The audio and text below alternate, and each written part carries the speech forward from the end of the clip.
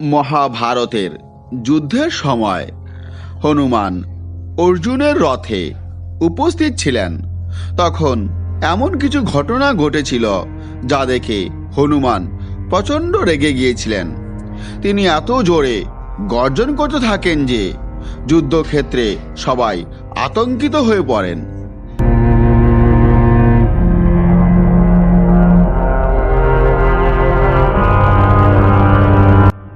কৌরব সেনারা পালিয়ে যেতে শুরু করে।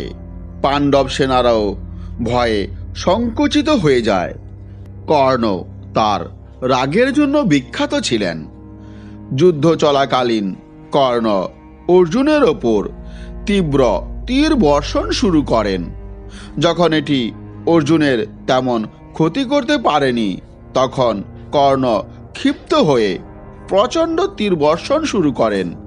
হিতাহিত জ্ঞান শূন্য হয়ে কর্ণ লক্ষ্য করেননি যে তার তীরগুলি কোথায় যাচ্ছে।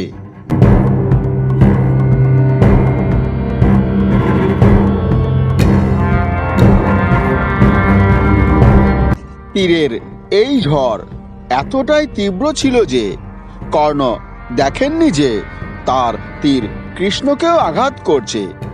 যুদ্ধের নিয়ম ছিল সারথীর ওপর আক্রমণ করা যাবে না, কিন্তু কর্ণের তীর কৃষ্ণকেও আঘাত করে এবং তাকে রক্তাক্ত করে।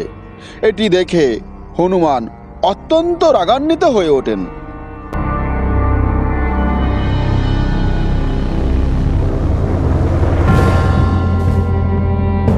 হনুমান তখন কর্ণকে মারার জন্য দৌড়ানোর সিদ্ধান্ত নেন।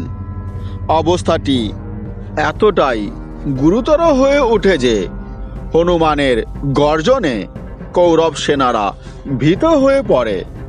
এমনকি পাণ্ডব সেনারাও মনে করতে থাকেন যে বড় কোনো বিপর্যয় ঘটতে চলেছে।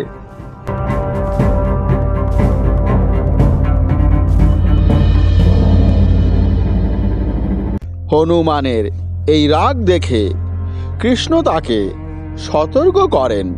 তিনি বলেন, যদি তুমি কর্ণের দিকে এভাবে তাকিয়ে থাকো তাহলে সে তো তোমার দৃষ্টিতেই মারা যাবে।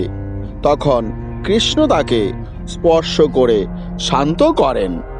কৃষ্ণ তাকে স্মরণ করিয়ে দেন যে এটি ত্রেতাযুগ নয় এবং তাকে শান্ত থাকা উচিত।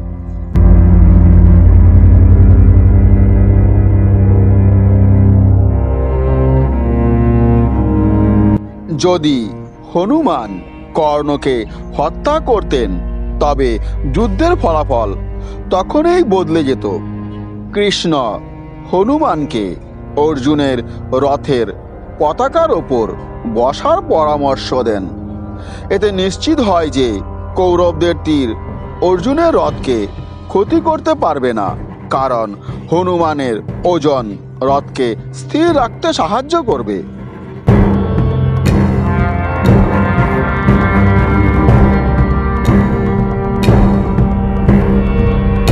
হনুমান অর্জুনের রথে অবস্থান করায় অর্জুন যুদ্ধের জন্য বিশেষ শক্তি ও সাহস পান। এটি শুধু তার আত্মবিশ্বাসেই বাড়ায়নি, বরং নিশ্চিত করেছিল যে তিনি যুদ্ধ চালিয়ে যেতে পারবেন। হনুমানের উপস্থিতি পাণ্ডবদের জয়ের জন্য গুরুত্বপূর্ণ ভূমিকা পালন করে।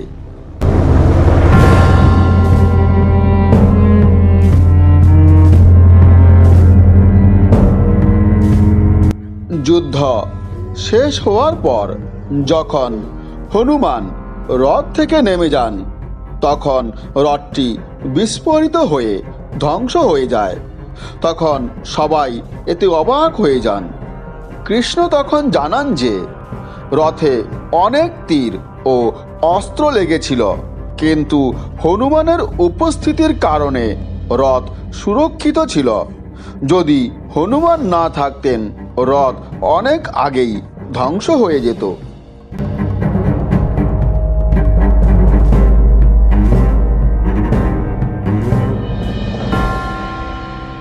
অর্জুনের এই বিশেষ রথটি তাকে দিয়েছিলেন কৃষ্ণই। এটি একটি বিশেষ রথ যা আগুনদেব দিয়েছিলেন। অর্জুন ও কৃষ্ণ যখন খাণ্ডব বন দহন করেছিলেন তখন আগুনদেব এই রথ প্রদান করেন।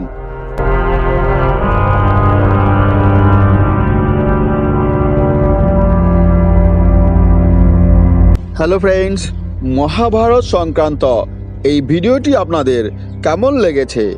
যদি ভালো লেগে থাকে তাহলে অবশ্যই লাইক, শেয়ার এবং কমেন্ট করবেন। আর হ্যাঁ বন্ধুরা, চ্যানেলটি অবশ্যই সাবস্ক্রাইব করবেন যাতে নতুন কোনো ভিডিও আপলোড হলে সঙ্গে সঙ্গে আপনাদের কাছে তো নোটিফিকেশন পৌঁছে যায়। ভালো থাকবেন বন্ধুরা, দেখা হবে পরবর্তী ভিডিওতে।